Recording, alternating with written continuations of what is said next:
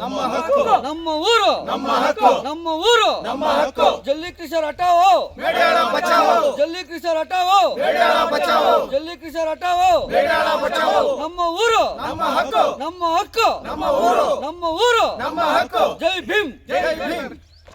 ಏನು ಸೋಮವಾರ ಕಾಲ್ನಡಿಗೆ ಜಾಥಾ ಹಮ್ಮಿಕೊಂಡಿದ್ದೀವಿ. ಈ ಕಾಲ್ನಡಿಗೆ ಜಾಥಾ ಯಶಸ್ವಿ ಆಗಬೇಕು ಅಂತೇಳಿ ಎಲ್ಲರೂ ಕೇಳ್ಕೊಳ್ತಾನೆ. ಈ ಯಶಸ್ವಿಯಲ್ಲಿ ಏನಾಗಿದೆ ಅಂದರೆ ಮಾನ್ಯ ಜಿಲ್ಲಾಧಿಕಾರಿಗಳಿಗೆ ನಾವು ತಲುಪಿಸ್ತೀವಿ. ಅವರಿಗೆ ಒಂದು ವಾರ ಗಡುವು ಕೊಡ್ತೀವಿ. ಒಂದು ವಾರದ ಒಳಗಡೆ ಈ ಕ್ರಷರ್ಗಳನ್ನಾಗಲಿ ಅಥವಾ ಈ ಕ್ವಾರಿಗಳನ್ನಾಗಲಿ ಸ್ಥಗಿತಗೊಳಿಸಲಿಲ್ಲ ಅಂದರೆ ನೇರವಾಗಿ ನಾವು ಕ್ರಷರು ಮತ್ತು ಏನು ಈ ಕ್ವಾರಿಗಳಿದಾವಲ್ಲ ಆ ಕಾರ್ಯಸ್ಥಳದಲ್ಲಿ ಶಾಂತಿಯುತವಾಗಿ ಹೋರಾಟವನ್ನು ಹಮ್ಮಿಕೊಳ್ತೀವಿ. ಆ ಹೋರಾಟದಲ್ಲಿ ಏನಾದರೂ ನಮಗೆ ಸಾಧಕ ಬಾಧಕಗಳು ಅಥವಾ ತೊಂದರೆಗಳು ಆದರೆ ಇದರಿಂದ ನೇರ ಹೊಣೆಗಾರಿಕೆ ಜಿಲ್ಲಾಡಳಿತನೇ ಆಗಿರ್ತದೆ. ಅದನ್ನು ಭರಿಸುವಂಥವರು ಕೂಡ ಜಿಲ್ಲಾಧಿಕಾರಿಗಳಾಗಿರ್ತಾರೆ.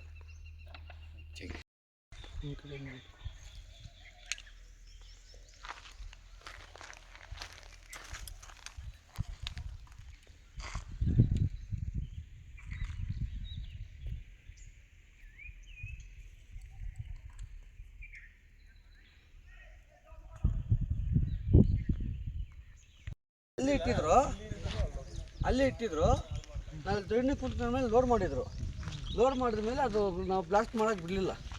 ಆಮೇಲೆ ನಾವಿಲ್ಲದೆ ಟೈಮು ಬೆಳಗ್ಗೆ 5 ಗಂಟೆ ಆ ಟೈಮಲ್ಲಿ ಬ್ಲಾಸ್ಟ್ ಮಾಡ್ಕೊಂಡಿದ್ದಾರೆ. ಇಟ್ಕೊಳ್ಳಿ ಫುಲ್ ಅರ್ಧ ಮಾಡಬೇಡಿ, ಕಟ್ ಮಾಡಿ.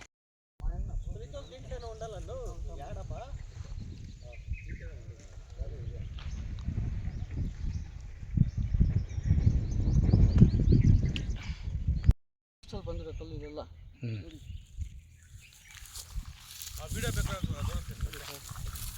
ಸರ್, ಲಾಸ್ಟಲ್ಲಿ ಬಂದಿರೋ ಕಲ್ಲು ನೋಡಿ ಸರ್, ನೋಡಿ ಸರ್, ಎಲ್ಲ ಇದ್ದಾವೆ ಸರ್, ಎಲ್ಲ ಇದ್ದಾವೆ. ಏನು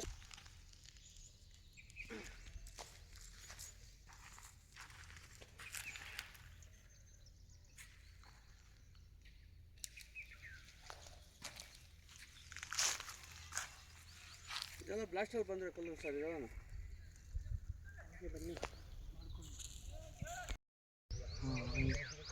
10 ಸೆಕೆಂಡ್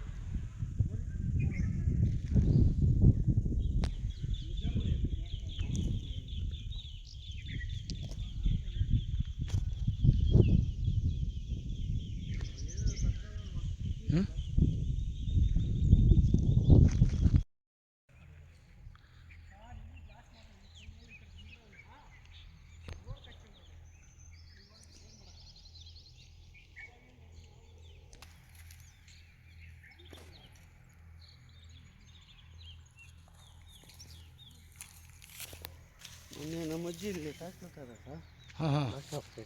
ನಮ್ಮ ಸೊಪ್ಪಿಗೆ ನಮ್ಮ ಬೈಟ್ ಎಲ್ಲ ಕೆಲವರು ತಿಳಿಸಿದ್ರು ಮೊನ್ನೆ ಧರಣಿ ಮಾಡೋದಕ್ಕೆ. ಹೌದ್ರಾ? ಇವೆಲ್ಲ ಅದೇ ಕಲ್ಲು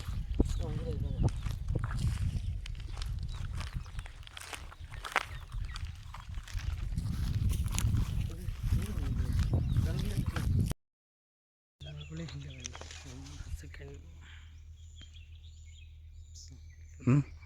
ಸಾಕು. ಇದೆಲ್ಲ ಅಲ್ಲಿಂದ ಬಂದಿರೋದೆ, ಹೊಲದಲ್ಲಿ ಇದಾವೆ ಇನ್ನು.